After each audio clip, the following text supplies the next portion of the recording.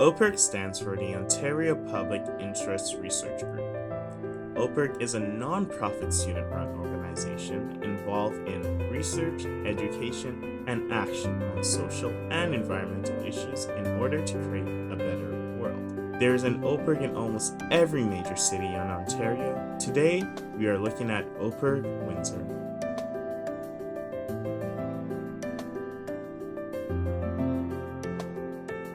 My name is Matthew, and I'm the Programming, Volunteer, and Communications Coordinator here at OPIRG Windsor. My role in particular as the Programming, Volunteer, and Communications Coordinator is just that, to support the organization's programming, that's the events, things like action groups, Welcome Week, or Alternative Welcome Week, I should say, and different events that we do throughout the year. My name is Curtis Makish. I'm the current board president, and I hold a couple different chairs. One of which is staff liaison, the other one is our resource center. My name is Keely Murdoch, and I'm on the board of directors at OPIRG. On the board, we kind of help oversee the management of OPIRG. So a lot of things that I do, I focus around is food security. I also help with our volunteers and fundraising and different, just general things that OPIRG needs help with on the board level.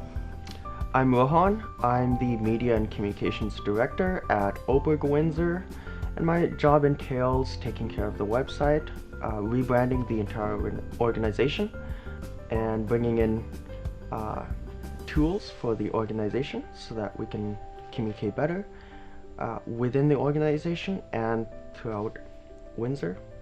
OPIRG Windsor has been around since 1993 and have been executing their plans in making the Windsor-Essex community a safer and positive place.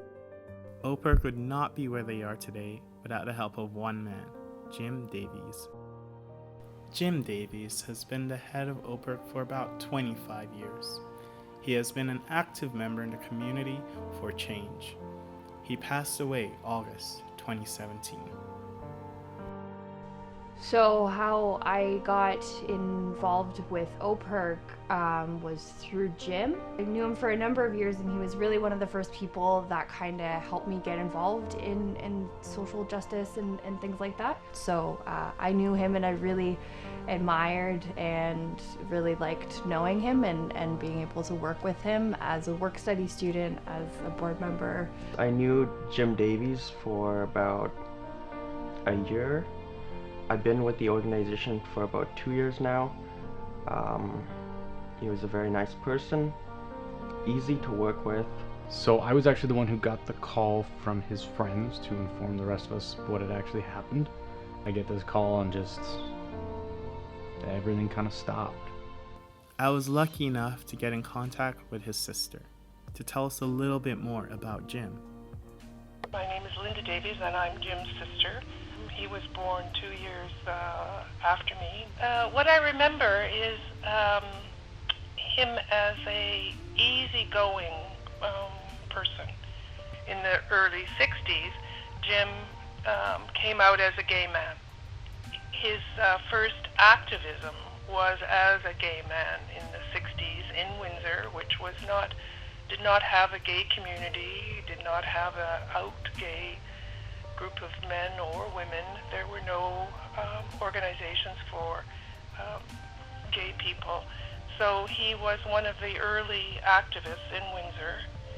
So having been working in the gay community, challenging homophobia in all its forms, he started to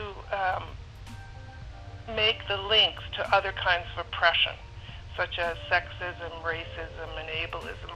So his analysis broadened, and I was a part of seeing that and seeing him develop and grow as an activist.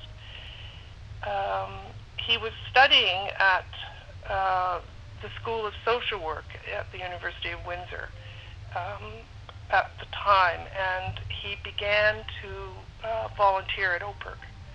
Then the position of coordinator came up, and he left his School of Social Work training. He dropped out of school in order to do that job because he jumped at the chance to work with OPIRG. But one thing that I want to say most importantly about Jim is that the part of the job at OPIRG that he enjoyed the most was mentoring young activists and at the same time learning from them. That was what drove him. That was what kept him going. He loved his work at OPIRG. It became part of his identity. He was proud of it and loved what he did there. You go from having someone who's been your only employee, who knows everything about the organization, to suddenly having people that don't really know the full ins and outs on everything. You can write it down. You can do stuff like we've tried to since and kind of get an audio telling of things, but to have the first person accounts is completely different. The context that he could provide for us is something that I really miss. Jim Davis was the heart and soul behind OPIRG Windsor. After his death, OPIRG faced many challenges like losing their space and some of their volunteers. I was one of those volunteers who left. The wind a little bit got knocked out of us with that, and then also kind of with losing the space over those two kind of really big things happened close together. So it left a huge gap. We basically went from having somewhere to meet all the time and keep our stuff, with planning on, we had been doing stuff around food security issues. So we had the kitchen in the basement that we had renovated so that we could do free soup for students, as well as tie it in more closely with the garden. Basically that all got thrown away. The University of Windsor is a comprehensive student-focused university with more than 15,000 students enrolled in a broad range of undergrad and grad programs. OPIRG had their home at the university. It was where students came to get food or just to talk to someone. This space was for the students, and it was starting to make a change until it was taken away. So there's lots of different stories. I guess you could kind of take from what they were saying versus what we're kind of thinking in some ways. They never gave us a complete straight answer. Depending on who I asked, the answer varied, which is understandable with a large organization like the university. That's just how it goes. Well, the university said that it was because we were kind of operating outside of what we were supposed to be doing, and it was kind of not meeting health and safety regulations. They haven't really given us a proper explanation based on university administration or their legal team. The University of Windsor took OPIRG's home away for a really unknown reason.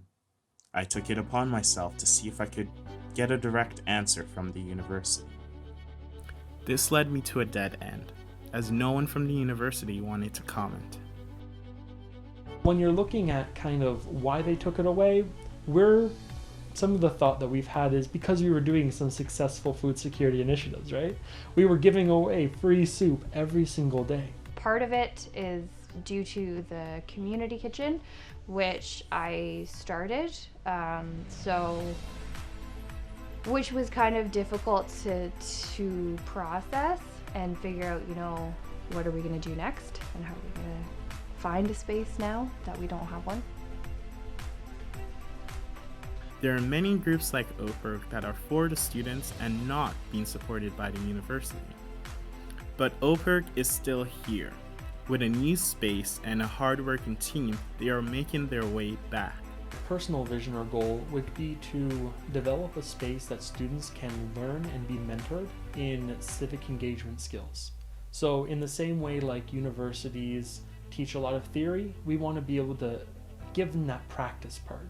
And so I feel, and some of the conversations within the organization have been that we need to be able to show people and kind of lead them and help them lead themselves towards understanding that there's a lot of skills out there, there's a lot of things that we can do, and we can learn together better than we can learn apart. We do the things that students ask us to do and want to do.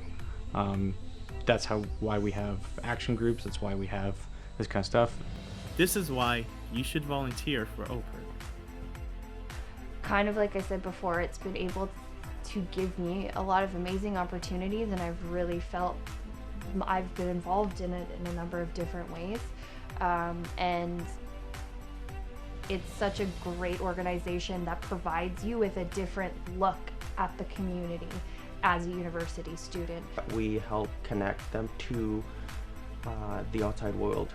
We are that bridge that teaches them about what does it mean to have those responsibilities. With the staff person that we've hired, we've really worked on modernizing and updating how we operate through a lot of nonprofit tools, online software. There's a space here for you. If there's not a space already carved out, we can carve it out together. I'm here, we have a board here, we're testing out new technologies, we're having lots of fun while we do it, and I hope to be able to see as many students as we can get involved. You can help OPERG by liking and sharing this video, following the Facebook page, or go to www.opergwindsor.org.